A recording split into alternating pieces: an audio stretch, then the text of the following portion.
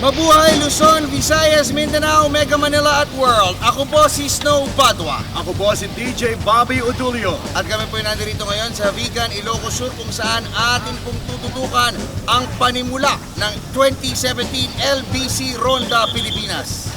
Alamin po natin kung sino-sino mga siklista ang magpapakitang gilas ngayong araw na ito ng karera. Sari-saring aksyon at drama ating tunghayan. 114 riders at 12 teams po ang magpipilit na magpakitang gilas matapos po ang ating karera sa March 4. At syempre, sino nga po ang magiging pinakabagong milyonaryo? Yan ang atin pong sisimulang subaybayan ngayong araw. Ang stage 1 po ng karera ngayon ay may distansyang 158 km. Karamihan po rito, patag. At ang neutral zone po ay 8.2 kilometers. At syempre, pasalamatan po natin ang ating mga sponsors. Ang Versa PH, yan po ang pinakamahusay pagdating po sa two-way communications. Gayon na rin ang Go for Gold, ang amazing playground at Conquer Outdoor Equipment. Wiltec Motorcycles Corporation, dealer of quality motorcycles, BL Resort and Hotel at Felix Enterprises. At syempre, ito na po ang ating karera. This is going to be exciting. 158 kilometers of back-breaking race. Starting here sa Vigan, papunta po yung Lawag. And then we go back here, dito po sa Vigan para malaman kung sino po ang unang-unang aakyat sa atin pong podium. And you can see 114 riders participating in our race. 12 teams ang siya pong makikipaggirian para po sa karangalan ng atin pong karera.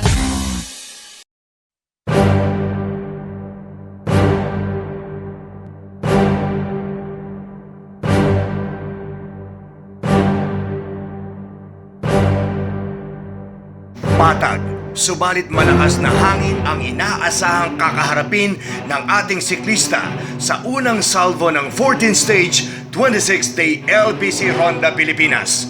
Dito ay kagyat na masusukat ang istamina ng tinatawag na Road Warriors. Ilang sandali matapos na rendahan ng mga kalahok sa unang 1 kilometro, kapod na sumigita sa harapan ng tatlong siklistang ito. Sumipa ng halos 45 kilometers per hour sina Orly Villanueva, Alvin Mandi at Ryan Serapio. Pero alam ito ng peloton. Alright, we are now at the 1 kilometer mark of our race. Officially, nasa loob na po tayo ng ating karera. Tatlong siklista ang siya pong nasa harapan ngayon. Pero dalawa po, medyo lumalayo na sa kanila. So number 37 rider is Alvin Mandi. Number 22 is Orly Villanueva. And the other rider, 42, it's Ryan Sepnio. Ito na po ang ating second group. No? 4 na mga siklista po yan. And there goes the third group joining the second group. At ito pa naman po ang ating peloton. Sa kaagahan ng ating karera, may 3 siklista po ang umalagwa sa ating peloton. Bagamat nasa pasibol na yugto pa lamang ang stage 1, hindi nagpabaya ang peloton.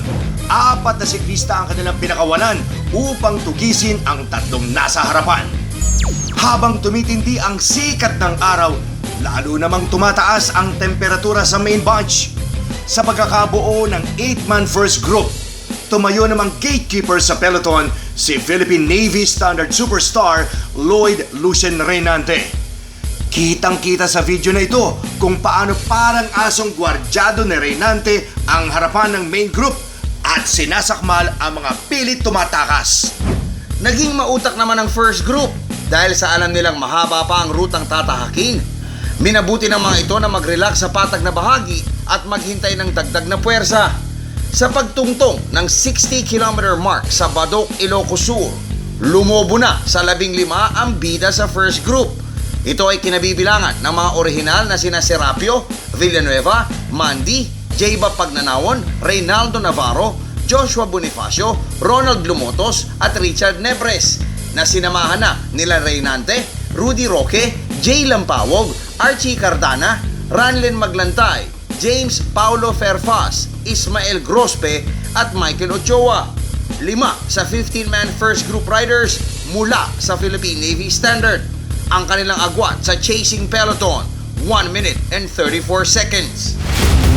Kung ang bilis ng first group ay sumisipa sa 48 kilometers per hour, malamyang 32 kilometers per hora lamang ang nirerehistro ng main bunch. Kahit anong pilit ng mga marquee riders mula sa Go for Gold at Kinetics Philippine Army na tapakan ng silinyador ng peloton, parang kabayong hinihila ng Navy men ang kanilang leeg. Dahil sa kumpleto na ang kanilang puwersa, rumatrat pang lalo sa bilis ang first group. Hindi rin naging balakid para sa kanila ang kaliwat kanang road construction sa kahabaan ng Ilocos Sur sa mithing ilimit na lamang sa kanilang grupo ang mga maglalaban-laban para sa first stage podium. Nasaan ang mga stars ng ronda gaya ni na John Paul Morales, Chris Hoven, Ronel Hualda at Joel Calderon? Abangan ang drama at exciting action ng Ronda Pilipinas 2017 Stage 1 makalipas ang ilang saglit. Aming ligaya ang maghatid ng iyong saya. Lagyan ng kulay ang buhay at pag-ibig ang padala. Sa LBC, lahat ng padala mahalaga dahil alam namin na ang bawat padala may lamang ligaya. Kaya sa LBC, panatag ka. Darating ang pag-ibig mo. Gusto mo ba ng motorsiklo sa abot kayang halaga? Wheeltech Motor Sales Corporation. Garantisadong bago at may diskwento. Wheeltech Motor Sales Corporation. Dealer of quality motorcycles. Visit any of their more than 200 branches nationwide. Wheeltech, your key to a new life. Kinakapitan ng 5 riders mula sa Philippine Navy Standard. Nagtulungan na ang 15 siklista sa breakaway upang ipagpag ang malakas na hangin na sumasalubong sa kanila sa paypaying dagat ng MacArthur Highway. Kumapit tuko na sa harapan ang 15 siklista hanggang sa makarating sa Lawag at umikot pabalik ng Vigan sa pamamagitan ng Corimao-Paway Highway. Umakyat pa sa mahigit 3 minuto ang layo ng second group sa breakaway. Kung di lamang dahil sa labanan sa classifications, malamang ay sabay-sabay nang nagwawagayway ng puting bandila ang nasa main bunch. Papasok sa huling 30 kilometro, dito nagtrabaho ang Philippine Navy Riders. Nakapuga sa 15-man first group sina Archie Cardana, Rudy Roque at Ronald Lumotos upang iposte ang panibagong breakaway. Kahabag-habag naman ang nangyari sa mga iniwan ng tatlo dahil kung titingnan habang umaapak sa gasolina ang ngayon 3-man first group, tila paatras na ang andar ng kanilang mga inulila sa second group. This is the second group, mahabang linya ng sumisigundang grupo at ito po ay napag-iwanan ng mahigit 2 minuto mula po sa ating lead group na binabantayan po ng ating kasamang si Snow Badwa.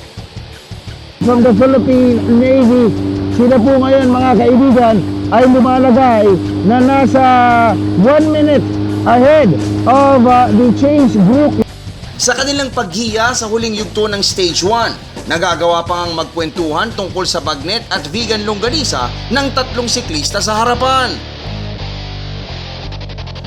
Lonely table just for one naman sa solo chase si Go for Gold young rider Ismael Grospe. Sinikap ng discovery ni cycling patron Jeremy Go na tugisin ng 3 Philippine Navy riders sa harapan sa misyong mag-gate crash sa harapasan patungong finish line. Pero huli na ang lahat. Final 1 kilometer, nagpipick up na po ng speed. 3 siklista mula sa Philippine Navy Standard. Hindi po natin alam kung sino sa kanila mangunguna. Magkakampi po yan. Pero eto na, magkakalaban na ho yan.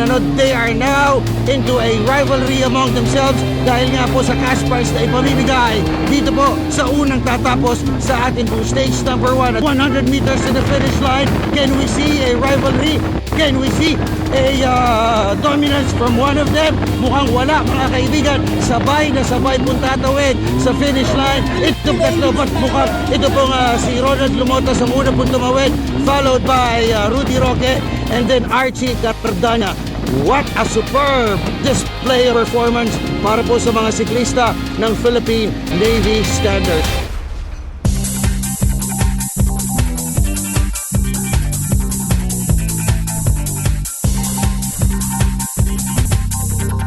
At Dahil nakasungkit ng punto sa dalawang sprint classifications ang Stage 1, napasakamay naman ni Rudy Roque ang red jersey. Habang nagpalit naman ng pwesto sa overall individual standings sina Jonel Carcueva at J-Pop Pagnanawon. Dahil sa magandang pwesto ng kanilang mga bataan, nakaposisyon naman sa second overall ng team classifications ang Go for Gold, habang pumwestong pangatlo ang hometown team ng Ilocos Sur, kabuntot ang Bike Extreme, at kinumpleto naman ng Kinetics Philippine Army ang top 5 sa team race. Sa Stage 2 bukas ay nakakasa ang 1 hour plus 3 laps around the 2.7 kilometer loop sa makasaysayang lungsod ng Vigan City. Ang Ronda Pilipinas ay ang pinakamalaki at pinakamalawak na cycling race sa bansa, at ito ay hatid ng LBC sa tulong ng ating mga media supporters na Versa PH, Wheeltech Motorcycles Corporation, PCSO Scratchin, Conquer Outdoor Equipment, Amazing Playground, San Miguel Beer, Felix Enterprises Cabanatuan at DL Resort Cabanatuan.